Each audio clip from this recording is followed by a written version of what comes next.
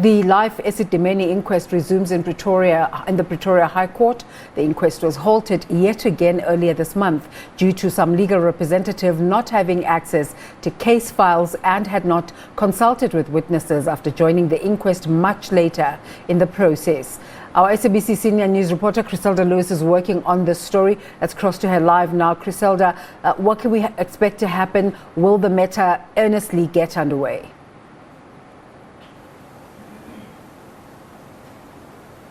Well, Desiree, you'd recall that it's close to a month now that the Esidimeni inquest was postponed. This morning, we're expecting to hear from the former boss of Life Esidimeni facilities, Dr. Morgan Mkhatshwa, who was at the helm of the facilities at the time of the tragedy. He's expected to be cross-examined.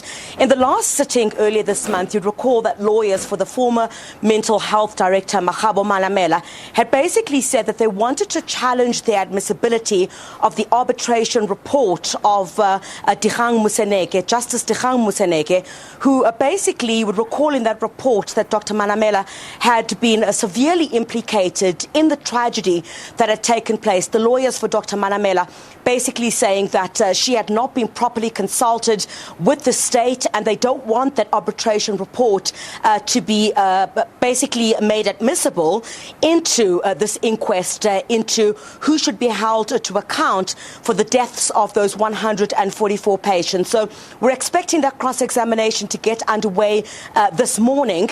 What shape or form it will take, there was not much expectation the last time that this sitting had got underway, Desiree, that, we would continue. There'd been a number of glitches.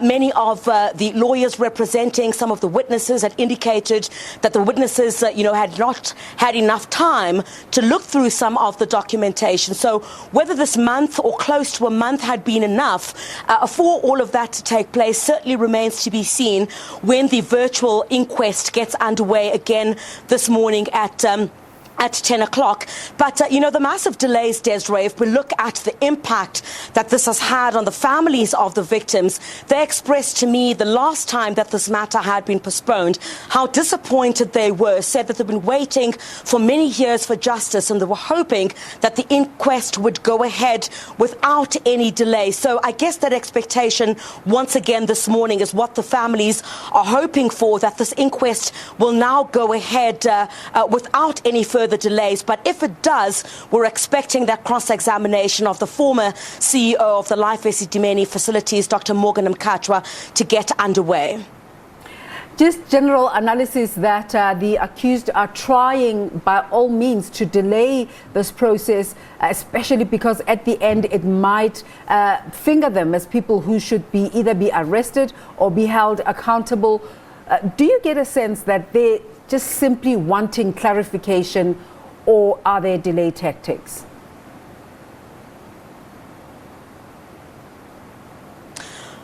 Well, Desiree, the families could certainly argue that these are delaying tactics, because you would recall that Dr. Makgabo Malamela, for example, was the former mental health director, had been cited as a person of interest. Her lawyers acknowledged that, but they're basically saying that the state did not properly consult with their client. The families are saying that this basically had been dragging on for a very long time since the arbitration, you'd recall, that was presided over by Justice Dikgang Moseneke.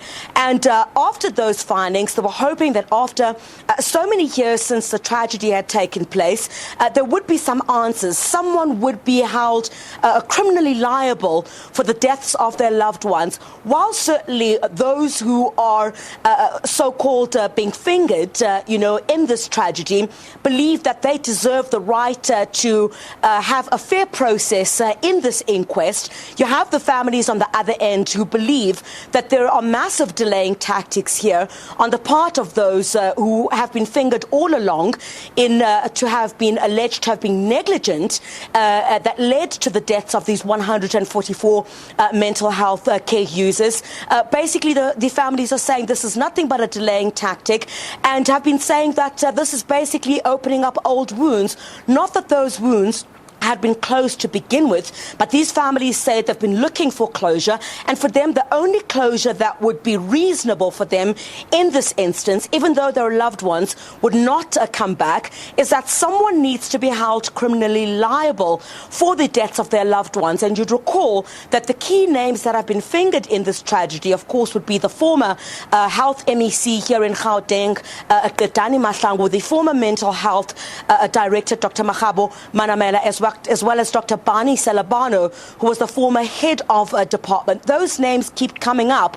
And, the families are saying that while those three former top officials here in Gauteng should be held responsible for the deaths of their loved ones, they want others as well who worked behind the scenes, who they say did not follow due process, to also be held responsible. So how this inquest takes shape this morning, the hope is that the cross-examination of the former CEO of Life Esidimeni will continue, but whether there'll be more delays that are asked for, we certainly do not know at this stage. That will all become clearer at 10 o'clock this morning when the virtual inquest gets underway again.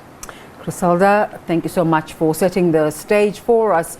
And of course, we'll be watching to see developments there. Chriselda Lewis will be covering the Life Esidimeni Inquest, and we'll bring you that live as soon as proceedings begin.